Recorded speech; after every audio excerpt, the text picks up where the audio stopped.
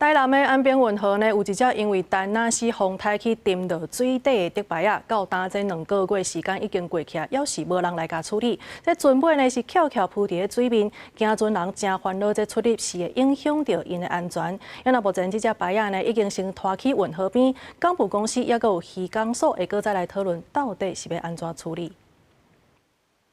对淡水健康路落里标南边，运河航道看落去，运河水面有一只竹排沉到水底，即阵阁通看到船尾。经过了解，这组但那是风台到达拢无处理，2个月啊，油源阁伫遮，因为款质关系无人处理，渔民烦恼影响船啊出海作业，连带影响安全，连运船观光嘛受影响。天然灾害来的时阵，迄水是无相像的，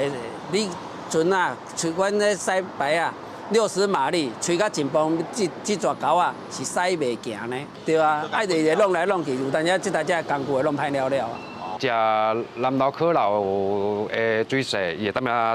当流来流去，叫后壁遐有迄钓鱼啊、签啊，暗时啊，伊若要处理，会无看到。 啊，包括观光船也对遮过。地方议员反映，已经有济人甲定情，附近渔民嘛拢找无这是上虾。事实上，若沉船的所在是伫渔港范围内，渔港所应该爱负责处理，因为这只船是无集船，这阵港务公司无法度插手。为了安全，淡市农业局渔港所初到透早已经先甲竹排啊拖去绑伫咧运河边啊。下暗吼，安尼灯光吼，佮较无遮尔好的时阵吼。